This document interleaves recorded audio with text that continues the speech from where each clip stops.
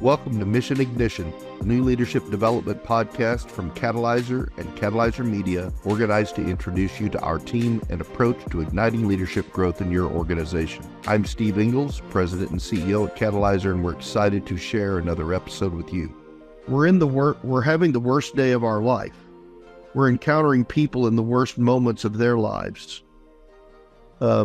We don't have discretionary time to think through it. There's information flowing at us all the time from a variety of sources. We need to stay focused on the problem to solve. What can we do in advance of that moment? What can we do in a book that you've recommended to us, Left of Bang? How is it that we practice that mindset and that awareness left of bang?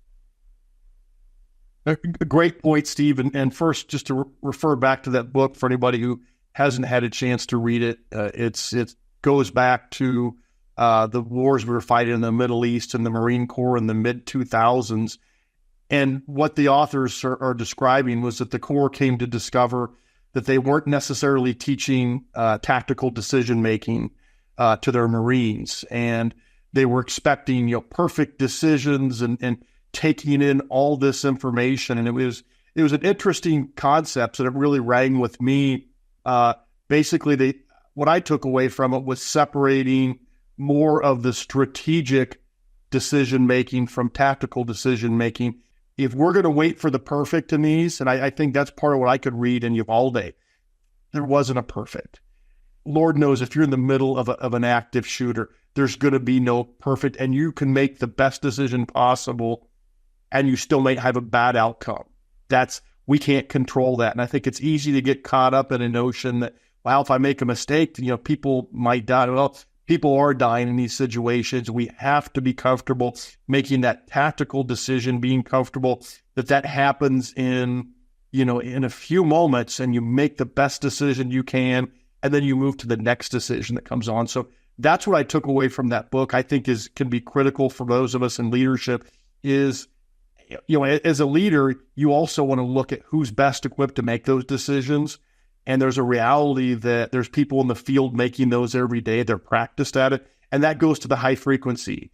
If you're in the role with an agency of any size and you are a chief, you are a sheriff, you're a captain, you're probably not making those decisions with frequency. You have folks in the field that are doing it. And to kind of back this up in a way that it resonates with me, we're talking low frequency, high frequency. We can all remember when we were, I wouldn't want to say 16, 14 probably, first got to drive a car. And you were out there trying to make decisions on operating that thing. You hadn't done it before. You hadn't dealt with all those things. You were low frequency.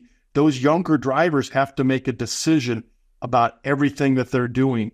And that you fast forward to where police officers are as first responders, emergency vehicle evac operators who have been through that so many times, high frequency. You no longer have to think, and in fact, they teach you when you're doing the emergency vehicle operation, don't look right here. Don't look in front of your face. You have to look down the road of where you're going to be, and you learn to do that. And what we find out is that we're able to, because we've done this with such frequency, that the back part of our brain is taking care of that business, and we're just we know what to do. And I say that because if you think about it, we never get to that high frequency in like an active shooter.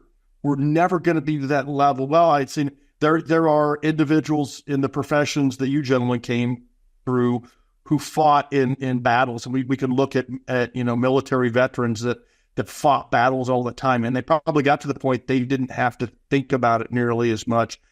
But in American law enforcement, civilian law enforcement, it's just going to require so much intent and so much training and practice, because you're just not going to have the frequency actually doing that you really have to work through these scenarios. You train, you practice, you think through it so that, there should be almost no surprises. You should hopefully be in a situation you've thought through everything that can go bad and you're prepared for it. That's the only way, because you're not going to have the high frequency. And these are, by nature, as you described, Steve, these are extremely high risk. The potential for bad things is tremendously high.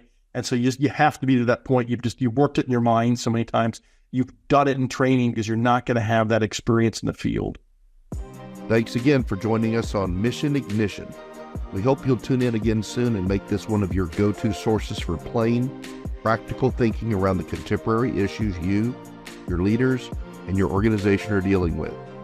In the meantime, please check us out on our website at www.teamcatalyzer.com and on LinkedIn. Remember, regardless of what business you're in, we're all primarily in the people business. Now time to get out there and ignite some great.